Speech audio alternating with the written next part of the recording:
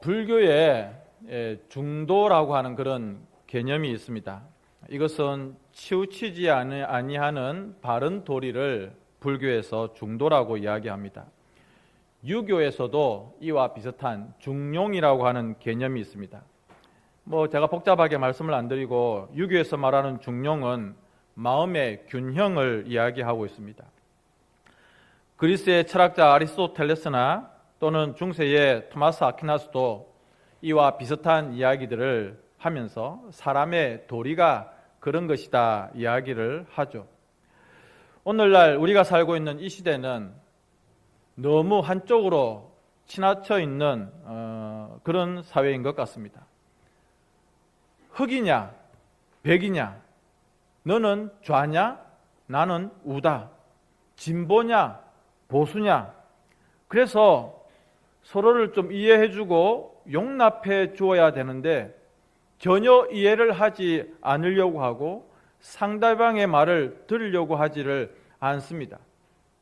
너는 여당이냐 나는 야당이다, 너는 어느 지역이냐 우리 지역은 이 지역이다, 내가 가지고 있는 생각은 이러하니 내 생각과 다른 너는 나쁜 사람이다, 이렇게 해버리는 극단적인 사회가, 또 이기적인 사회가, 또 병든 사회가 오늘날 우리의 모습이 아닌가 생각을 해봅니다.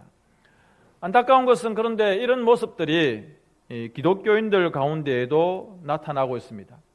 생각이라고 하는 것이 한쪽으로 너무 치우치고, 신앙이라고 하는 것이 너무 한쪽으로 치우치고, 우리의 삶의 모습, 우리의 생활의 모습도 너무 한쪽으로 치우쳐 있는 것입니다. 교회는 다닌다고 하는데 그냥 이름표만 그리스도인, 이름표만 그렇게 예수 믿는 사람, 그렇게 하고 다니는 것 같습니다. 이름뿐인 그리스도인으로 살다 보니까 삶이 너무 무능력하고 빛으로의 사명, 소금으로서의 기능들을 전혀 나타내지 못하고 있습니다.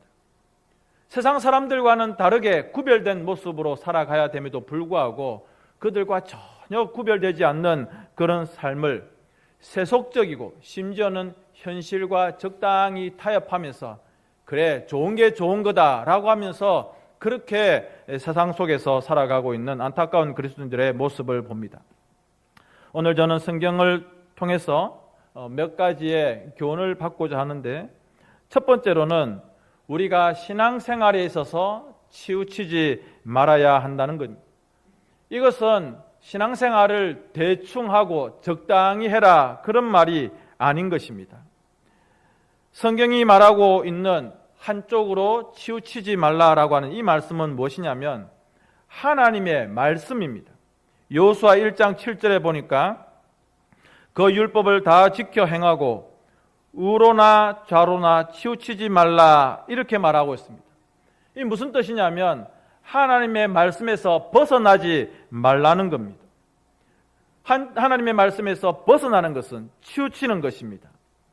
성도님 여러분, 우리 모두는 하나님의 말씀에서 벗어나는, 그래서 한쪽으로 치우치는 그런 실수가 없는 그리스도인이 되어야 되겠습니다. 성경은 우리 인간의 문제에 있어서 우리의 마음속에 하나님이 없다고 생각하는 것이 인간의 가장 근본적인 문제라고 정확하게 말씀을 하고 있습니다. 무슨 뜻이냐면 하나님의 존재에 대해서 전혀 생각을 하지 않고 마음에 담아두지 않는다는 것입니다. 때문에 하나님을 내 마음 가운데 모시고 하나님의 존재를 인정하는 마음이 없기 때문에 우리의 삶의 모든 모습에서 능력이 나타날 수가 없는 것이죠. 그리고 시간이 흘러가면 흘러갈수록 하나님을 인정하지 않고 하나님의 존재를 부정하는 이 마음의 죄성과 우리의 본성이 점점 더 타락하고 심히 부패해지는 것입니다. 여러분, 우리 스스로가 선을 행할 수 있는 능력이 있을까요? 내가 내 자신을 구원하고 내가 지금보다는 더 나은 사람으로, 더 착하고 더 선한 사람으로 얼마든지 내가 변화될 수 있다고 내 스스로 생각해 본 적이 혹시 있습니까? 그런데 성경은 그럴 능력이, 내 스스로 나의 힘으로 선을 행할 수 있는 그런 능력이 없다고 단정적으로 말씀하고 있습니다. 만일 하나님께서 한순간이라도 1분 1초라도 하나님께서 우리에게서 은혜를 거두어 가시면 아마 여기에 있는 우리 모두는 다 미쳐서 발광을 할 것입니다. 목사님 무슨 말씀이십니까? 제가 그래도 교육을 받고 그리고 양식이 있고 그리고 정신이 똑바로 박힌 사람인데 어떻게 내가 미쳐 발광을 하겠습니까? 여러분 이것은 정확합니다. 하나님께서 우리에게서 은혜를 거두어 가시면 아무리 교양이 있고 양식이 있고 그리고 아주 교양이 넘치는 사람이라 할지라도 당장 미치광이처럼 발광하게 될 것입니다. 아무리 자기가 지성인이라고 또는 고등교육을 받았다고 할지라도 그런 것입니다. 그럼에도 불구하고 이 사실이 분명함에도 불구하고 사람들은 하나님을 인정하지를 않습니다. 얼마나 안타깝습니까? 오늘 성경 1절에 상반절에 이런 말씀이 있습니다. 어리석은 자는 그의 마음에 이르기를 하나님이 없다 하는도다. 제가 전에 한번 말씀을 드렸죠. 영국의 버스에 광고판을 붙이고 다닙니다. 그 광고판에 뭐라고 붙여놨냐면 하나님이 지으신 인간들을 이렇게 방치한다면 그 하나님을 인정할 수 없다는 겁니다. 그러니까 아예 하나님의 존재를 부정하는 광고판을 영국 이청버스에 그렇게 붙이고 있는 것을 본 적이 있습니다. 여러분 사람들이 하나님의 계심을 인정하지 않는다고 하는 겁니다. 그러면서 어떤 말들을 하냐면 그래도 우리 인간이 어느 정도 선한 구석이 있다. 어느 정도 능력이 있어서 점점 더 좋아지고 개선되어지고 또 얼마든지 어떤 악과 그리고 나쁜 것들을 통제할 수 있는 능력이 있다. 그렇게 생각을 합니다. 근데 여러분 이거 얼마나 어리석은 생각인지 모릅니다. 평상시에는 괜찮은 것 같습니다. 평상시에는 착하고 평상시에는 교양 있고 아주 예의가 있고 근데 여러분 결정적인 순간에 마귀가 우리 속에 있는 이 본능을 건드리면 폭발해 버립니다. 내 감정과 내 성질이 확 터져 나와서 평상시에는 그렇게 좋았던 사람이 막 험한 말들을 쏟아내고 폭력을 행사하고 그리고 통제불능의 그런 인간이 되어버립니다. 왜? 내 속에 본성이 그런 숨겨져 있는 악의 모습들이 있기 때문에 그렇습니다. 1절 하반절에는 이렇게 말합니다. 그들은 부패하고 그 행실이 가증하니 선을 행하는 자가 없다라고 말하고 있습니다. 성경은 얼마나 정확하게 우리들의 모습을 고발하고 있습니까? 모든 사람들이 악한 생각으로 가득 차 있습니다. 그러면 소망이라고 하는 것이 있을까요? 예, 소망이 있습니다. 우리로는 할 수 없지만 성령님께서 우리에게 거룩한 기름을 부어주시면 내가 허물과 죄악과 실수와 그런 죄성을 가지고 있는 부족한 인간임에도 불구하고 성령님께서 강하게 나의 마음 가운데 역사하시면 나의 말과 나의 행동과 나의 삶이 달라질 수가 있다라고 하는 것입니다. 2절 3절 말씀을 한번 보십시다. 같이 읽겠습니다. 시작. 여호와께서 하늘에서 인생을 굽어 살피사 지각이 있어 하나님을 찾는 자가 있는가 보려 하신즉 다 치우쳐 함께 더러운 자가 되고 선을 행하는 자가 없으니 하나도 없도다. 아멘. 하나님께서 우리 사람들을 인생들을 방치하지 아니하고 내버려 두지 아니하고 찾아보고 계시는 거예요. 의인을 찾는 것 그것보다는 정직하게 나를 찾는 자가 하나님을 찾는 자가 있는가 하나님께서 그렇게 찾아보고 계십니다. 자기 자신의 모습을 보고 절망하는 사람들, 나는 정말 공고한 자구나. 나는 정말 죄인 중에 괴수구나. 나는 하나님의 은혜 아니고서는 도무지 소망이 없는 형편없는 인생이구나 라고 자기 자신을 정확하게 인정하는 사람이 있는지 하나님이 찾고 계십니다. 그런데 성경은 그런 인생이 없더라라고 하나님이 찾아보고 있는데 기대하는 마음을 가지고 찾아보고 있는데 없더라라고 하는 것입니다. 보니까 다 부패했습니다. 다 타락했습니다.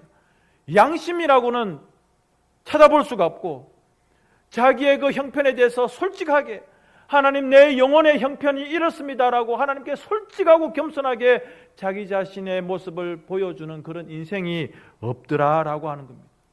주여 나를 불쌍히 여기소서 나는 죄인입니다라고 그렇게 하나님 앞에 나아오는 자가 없더라라고 하는 것입니다. 그런데 그 하나님을 향한 겸손한 마음은 없고 대신에 무엇이 있느냐? 교만한 마음과 그리고 악독한 마음이 욕심이 가득하더라. 이것을 성경이 뭐라고 이야기하면 치우쳤다. 치우쳤다. 하나님 편에 서야 되는데 하나님 편에 서지 아니하고 세상 편에 서고 애굽과 바벨론을 향하여서 눈을 돌리고 있더라는 것입니다. 하나님 편에 서야 되는데 그냥 세상의 욕심대로 그냥 휙 휩쓸려서 살아가는 인생들이라고 하는 것입니다. 제가 오늘 아침에도 학습 교육을 하면서 그렇게 말씀을 드렸습니다마는 우리 주변에 보면 착하게 살아가려고 애를 쓰는 사람들이 있습니다. 그래서 남한테 해코지 안 하고 정말 이웃들에게 잘하고 마음 착하게 살아가야지 말도 정말 착하게 하고 늘 그렇게 선하게 살아가려고 하는 분들이 계십니다. 아니 남한테 해 안 끼치고 내 스스로 착한 마음 가지고 살아가면 되지. 그렇게 살아가면서 그래 이 정도면 되겠지. 그러나 여러분 이게 착각이고 이게 교만이라고 하는 겁니다. 우리 모든 인간들은 다 죄를 지었고 내 속에 욕심과 욕망으로 꽉꽉 채우고 살아가고 있습니다. 그래서 성경이 뭐라고 이야기합니까? 선을 행하는 자가 없나니 하나도 없다라고 말하고 있습니다. 그러면 어떻게 해야 됩니까? 누군가가 나의 이 어려운 형편, 소망 없는 형편에 대해서 도와주셔야 되지 않겠습니까? 도와주셔야 되는데 그 도움은 사람의 도움이 아니고 하나님의 도우심인 것을 믿으시기 바랍니다. 하나님께서 근본적으로 나의 심령에 있는 이 교만한 마음과 악독한 마음을 대수술을 해 주셔야 돼요. 가끔 성도님들의 그런 수술 소식을 듣습니다. 그래서 그래 몇 시에 수술을 시작했습니까? 몇 시에 마쳤습니까? 예, 아침 9시에 수술이 들어가서 저녁 6시에 마쳤습니다. 생각만 해봐도 대수술 아닙니까? 이 엄청난 9시간에 걸친 이런 대수술 마찬가지로 우리 하나님께서 내 영혼에 우리 각자의 심령에 그렇게 영혼의 대수술을 해 주셔야 내 속에 있는 이 악독과 교만 내가 어떻게 하면 내 스스로 구원받을 수 있고 착하게 살아갈 수 있겠지. 나는 소망이 있고 나는 가능성이 있어. 나는 꽤 괜찮은 사람이야 라고 생각하는 그 부분을 하나님께서 성령으로 대대적으로 수술을 해 주셔야 우리가 소망이 있다라고 하는 것입니다. 찬송가의 가사처럼 부서져야 하리 깨져야 하리 우리의 심령이 완전히 깨지고 부서지고 산산조각 나서 다시 하나님의 손으로 재창조되어져야 우리에게 소망이 있다라고 하는 것입니다. 그렇지 않으면 우리는 하나님의 기대하시는 그런 모습으로 전혀 하나님 앞에 설 수가 없다고 하는 것입니다. 두 번째로는 우리가 우리의 삶에서 치우치지 말아야 됩니다. 다윗을 한번 묵상해 보겠습니다. 다윗은 진짜 치열한 삶의 현장에서 살았던 사람입니다.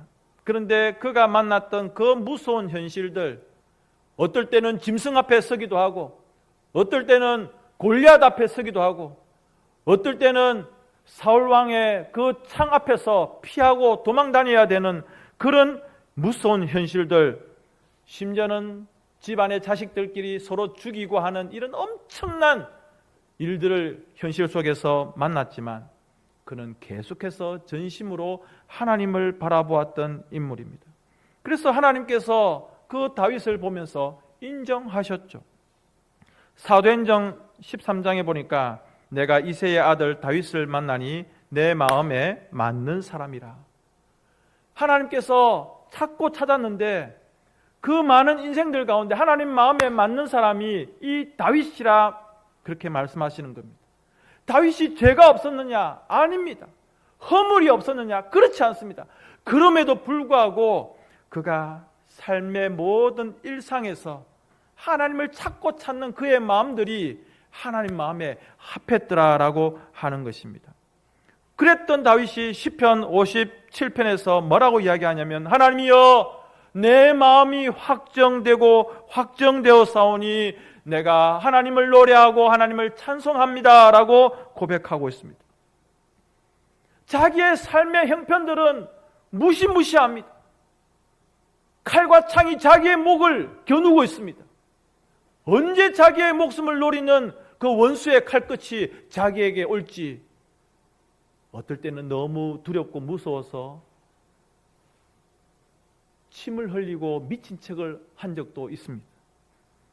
그런데 여러분, 그럼에도 불구하고 다윗이 고백하기를 하나님이여 내 마음이 확정되고 확정되었사오니, 그러니까 자기의 마음이, 자기의 삶이 치우치지 않겠다는 겁니다.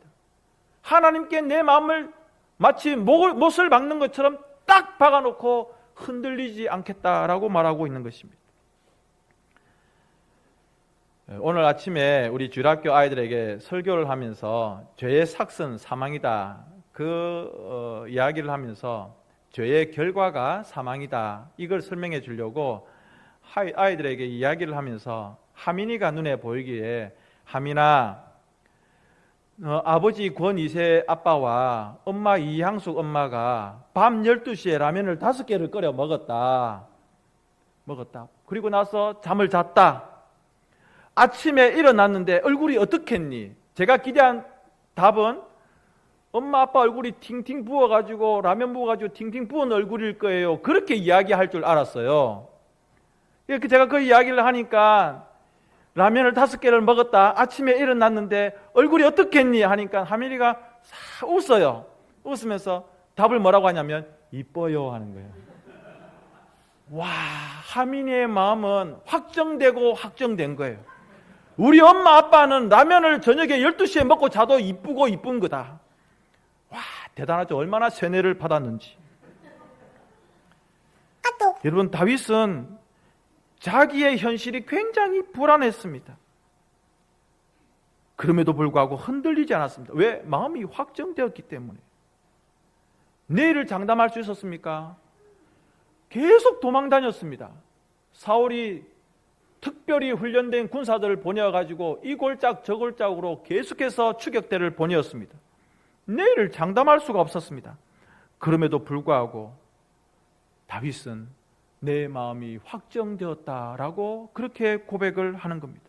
그러니까 자기 마음속에 부정적인 생각들, 나는 끝장이야, 하나님이 나를 버렸어, 나는 버림받은 인생이야, 나는 이제 끝장나서, 이런 부정적인 생각들이 자기 마음속에 들어오지 못하는 겁니다. 하나님을 끝까지 신뢰하기 때문에 그렇습니다. 어떤 상황 가운데 있더라도 나는 하나님 편에 서겠다는 것이죠. 하나님께서 나를 위하신다고 하는 그 마음을 다윗은 가지고 있었던 것입니다. 이것이 자기의 어릴 적의 모든 시간들을 통해서, 여러분, 다윗이 들에서 양을 치고 있을 때 짐승들이 쫓아옵니다.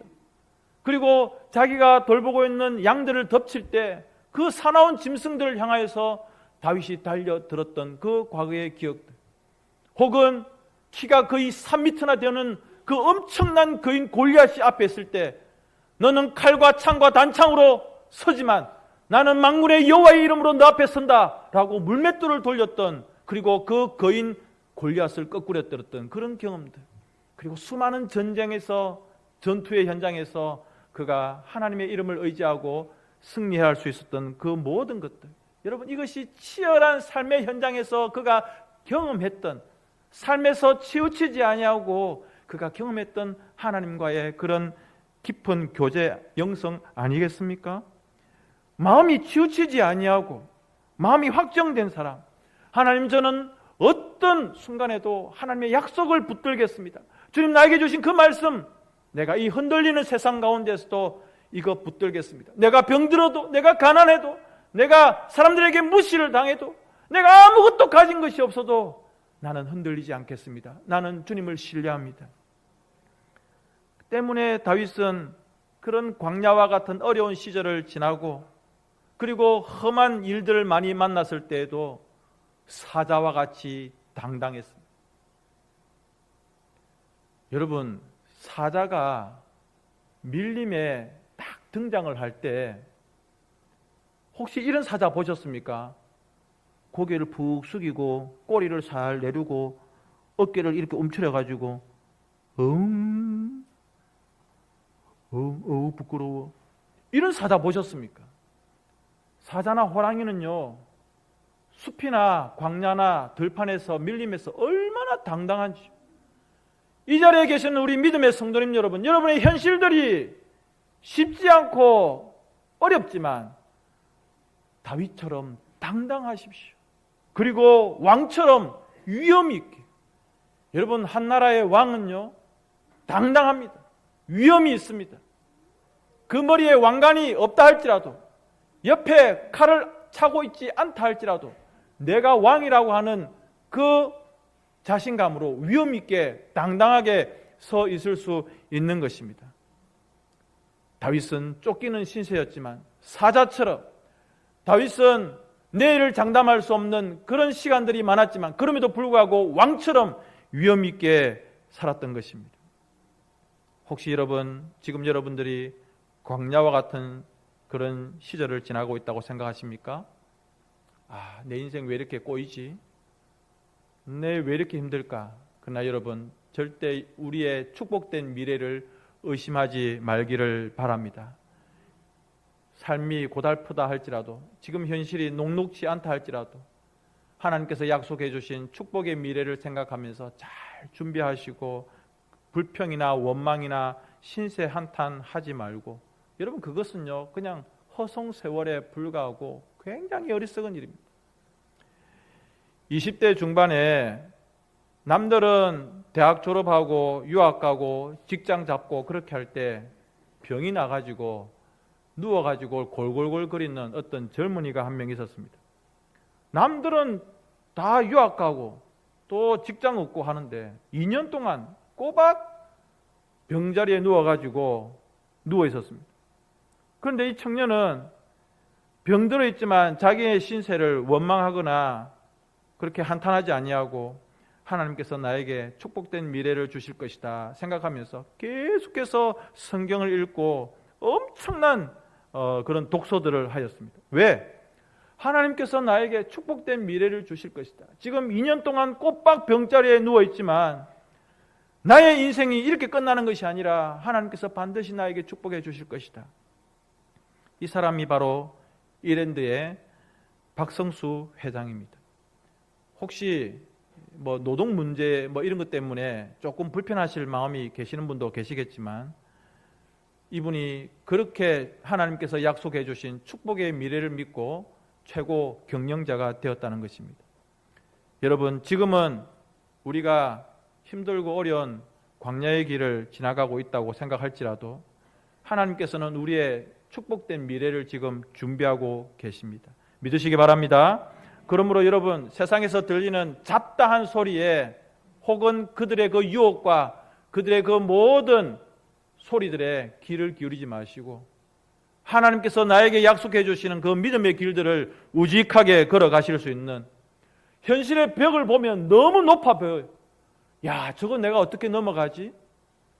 적당히 세상과 타협하고 교회 다니는 거 조금 줄이고 헌금 조금 줄이고 기도 생활 조금 줄이고 교회 봉사하는 거 조금 줄이면서 내가 좀 이쪽으로 좀 한번 힘을 써볼까? 그런 생각들이 납니다. 그게 치우치는 겁니다. 혹시 만나는 어려움들 가운데 여러분 낙심하거나 원망하지 마시고 하나님이 주실 축복의 길들을 위하여서 잘 준비할 수 있으면 좋겠습니다. 개학을 했습니다. 우리 학생들, 청년들, 오늘 좀 자리가 조금 비는 것 같기도 한데, 여러분 공부할 수 있을 때, 실력을 쌓을 수 있을 때 그냥 너무 취업 이런 것 때문에 스트레스를 받지 말고 하나님께서 나에게 주시는 축복의 시간들이 반드시 있을 것이다 라고 하는 마음들을 가지고 계속해서 자기 자신을 준비해 나가고 이번에 또 떨어졌네, 낙심. 이번에 또 안 되네, 원망. 누구를 탓할 것도 없습니다. 그냥 최선을 다해서 성실하게 치우치지 아니하고 살아가시는 것입니다. 매일매일 그렇게 나의 삶을 치우치지 아니하고 하나님의 말씀을 따라서 살아가는 자에게 하나님께서 동행해 주시고 또 그 사람이 준비한 만큼 그 위에 하나님의 은혜 주심이 있다고 하는 것입니다. 블랙갑이라고 하는 사람이 이런 이야기를 했습니다. 같이 한번 읽어봅니다. 시작. 오늘 주님과 동행하는 사람은 내일 주님의 뜻 한가운데 있게 될 것이다. 종가비가 이야기했으면 좋겠는데 블랙가비가 이야기했습니다. 여러분, 성도님들 한 사람 한 사람, 여러분 개인에게 축복의 미래는 반드시 올 것입니다. 현실이 힘들고 답답하고 너무 기운 빠지게 하는 일들이 있다 할지라도 오늘 하루를 열심히 살아나가십시오. 그렇게 하면 약속의 땅에 들어갈 하나님의 은혜의 땅을 밟을 수 있는 축복이 내 앞에 오게 될 것입니다. 그 일을 위해서 우리가 잘 준비되어야 되지 않겠습니까? 이제 여러분들과 함께 성경 3개 구절을 함께 읽고 마치겠습니다. 시편 37편입니다. 넣어주세요. 시작. 내 의를 빛같이 나타내시며 내 공의를 정오의 빛같이 하시리로다. 여호와 앞에 잠잠하고 참고 기다리라. 자기 길이 형통하며 악한 꾀를 이루는 자 때문에 불평하지 말지어다. 잠언 16장입니다. 시작. 사람이 마음으로 자기의 길을 계획할지라도 그의 걸음을 인도하시는 이는 여호와시니라. 아멘. 마지막으로 욥기 23장입니다. 시작. 그러나 내가 가는 길을 그가 아시나니 그가 나를 단련하신 후에는 내가 순금같이 되어 나오리라. 아멘. 오늘 이 말씀 생각하시면서 함께 기도할 때에 하나님, 제가 치우치지 아니하고 특별히 신앙적인 것에 있어서 나의 생활적인 것에